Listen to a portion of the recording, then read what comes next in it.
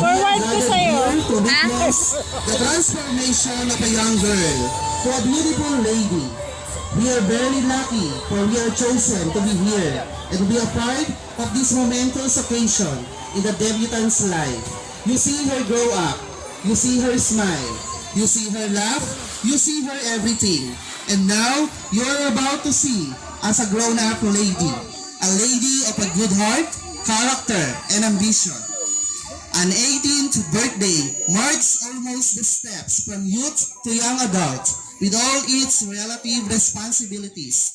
Join us as we celebrate this wonderful girl's coming of age. Let us all celebrate. Celebrate as our girl becomes a full-blown lady.